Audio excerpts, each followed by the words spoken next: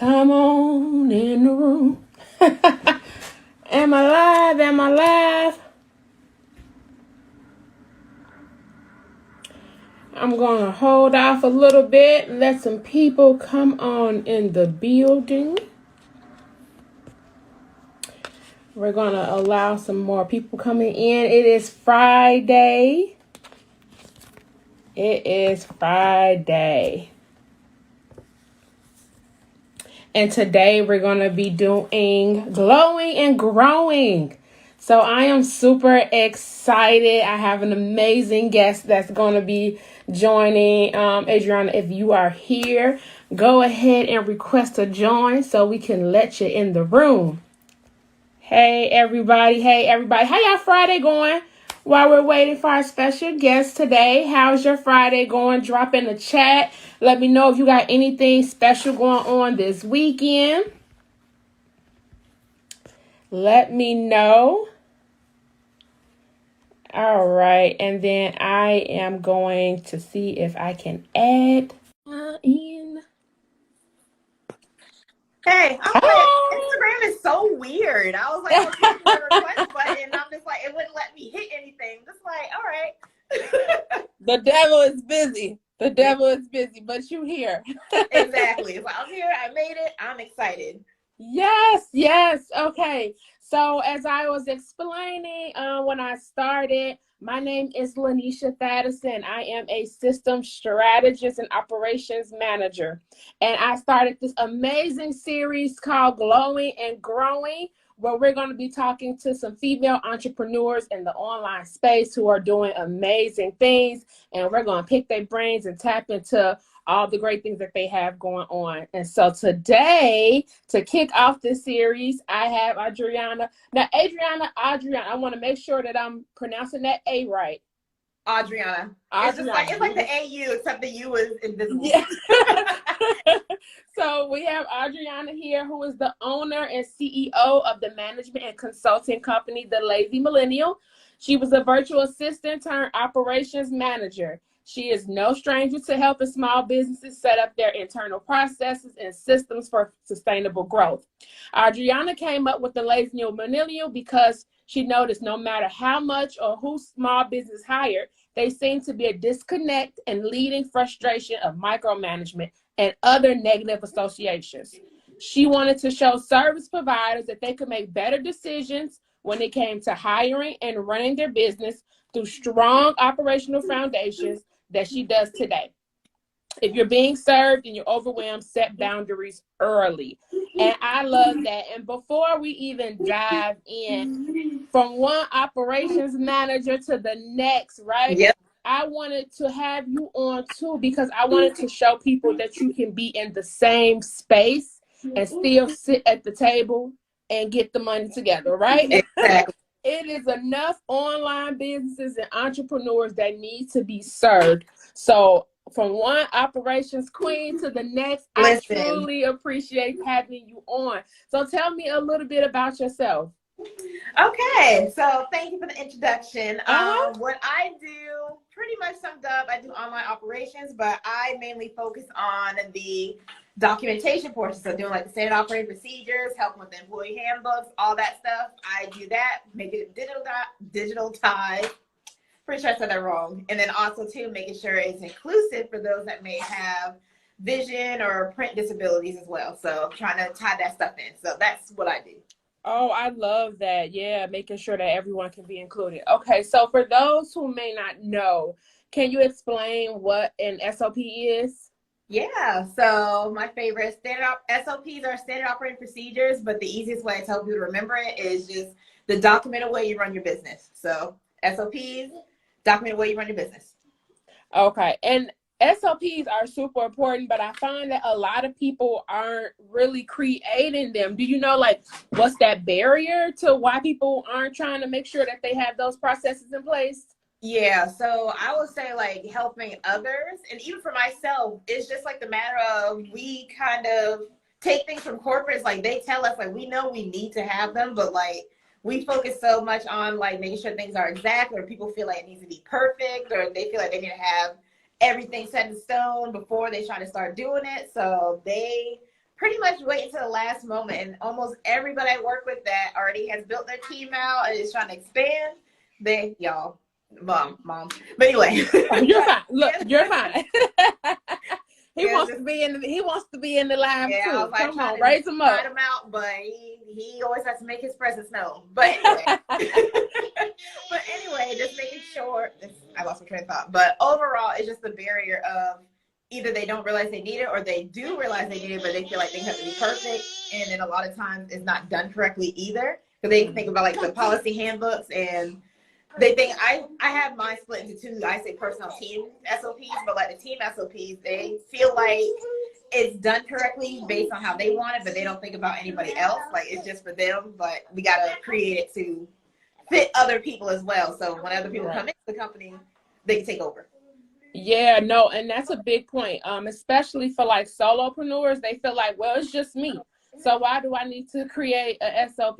Well, really, you need to get those processes out your brain, because once you write them down on paper, you may see that maybe you've been missing some steps or not doing things correctly. And then, of course, like you said, when you're adding a team, like how can you train and manage a team if they don't have directions right in front of them on how you want things to be done? So SLPs are huge right now. So would you say that SLPs are your superpower in your business? Yes, ma'am, I would. All right. Look, I always say we all have a superpower in our business, like what we're good at, what we can do sleeping. And so for you, SLPs are that. Right. Okay, awesome. It wasn't always like that though. Look, we grow into our skills for sure. We definitely do. So do you have any tips for any like brand new entrepreneurs who are just starting in the online space? Yes, definitely. So my first things first. So like if you're trying to get started with documentation, standard operating procedures, always start off with what you're trying to do inside your business. So like goal setting. Goal setting is always like the top thing. I always tell people start with their goals, break it down by the year. Like this year I want to make $15,000 a year, or month, excuse me.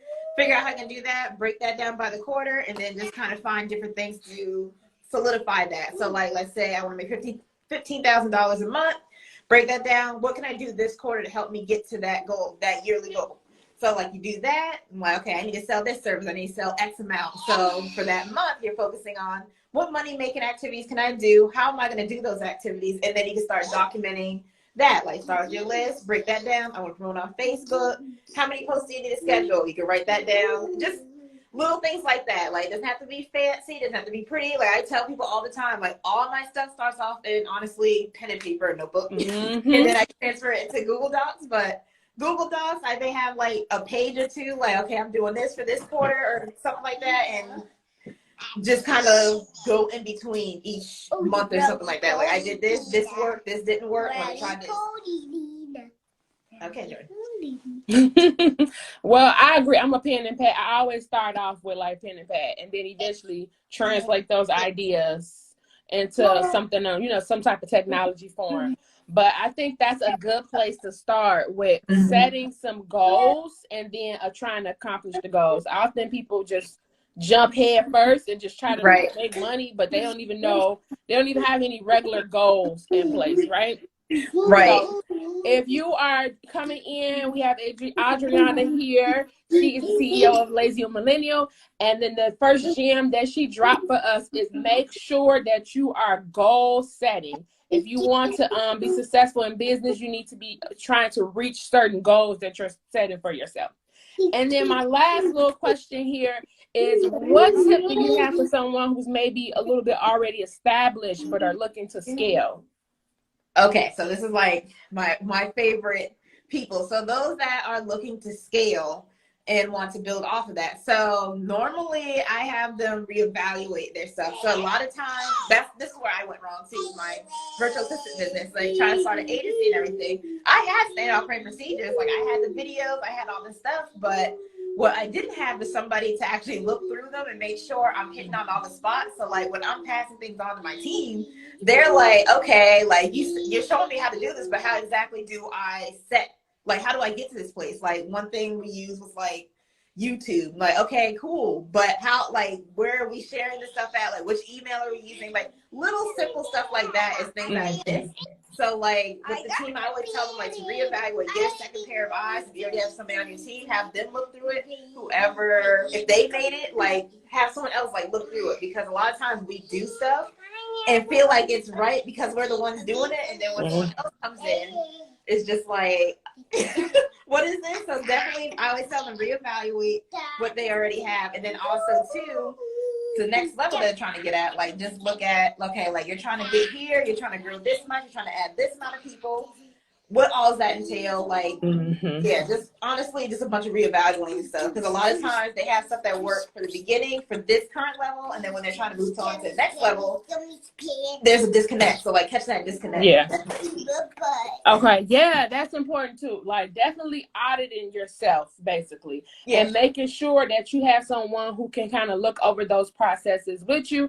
Because we may turn a blind eye to things that we've created ourselves, and things may fall in the gaps. So I love it. And that's where someone like you, I assume, will come in, hiring an operations manager to review those processes and making sure that all your SOPs are in place. So how, if someone is interested in working with you, like what's a good way for them to reach you?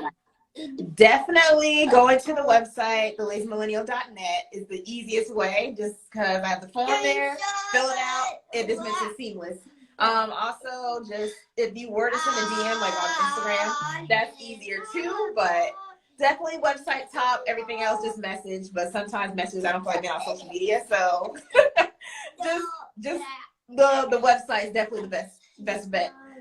All right, and what's the website one more time? thelazymillennial.net. Okay, so if you are interested, if you're a brand new business and you don't know anything about SOPs and you really want somebody to walk you through that process, or if you are a scaling business and you need to get another pair of eyes to make sure that your processes are streamlined and your SOPs are in place, reach out to her at the Lazy Millennial online, and then you can jump in her DMs, but don't be expecting no quick response, okay? Because she's a busy woman. Thank you, Shay D, for dropping that in the chat for us. So the website is in the chat, and you can go ahead and schedule a call, a consultation, or is it like an application process? I have an application, but like if you have a simple question, I say honestly, message me first, just because I can just go around that. So I will say, message me if you have a quick question, but if you want you to work, definitely fill out the form, so I know. So if you want to work with her, fill out her application, and you can go start that process from there. And so I appreciate you coming on. Before you leave, I want to know, do you have a mantra that you're using for the rest of the year? Anything that you're using to keep you forward, keep you going forward? Definitely, because Q4, this is like go time getting stuff set up, because I don't like searching in January when everyone else is. So my thing is just get it done, but also I deserve to rest because it's been a long year and I have a whole bunch of stuff going on next year too. So I deserve rest. And then also too, I will reach my goals. I have like a whole bunch of affirmations, y'all, but like anything revolving around keeping going and resting, that is my priority, and that's my mantra. I love that. So I dropped that in the chat. It's go time, y'all. Q4. No more excuses. We are finishing out this year strong, but making sure that you're finding a balance of hustling and resting, because you don't want to burn yourself down and then you're looking up and you somewhere sick because you don't burn yourself out. All right. Thanks again, Adriana, for coming on. I appreciate you. And again, you guys, check her out if you have any questions. Until next Friday, I will talk to you guys soon. Bye, y'all. Bye.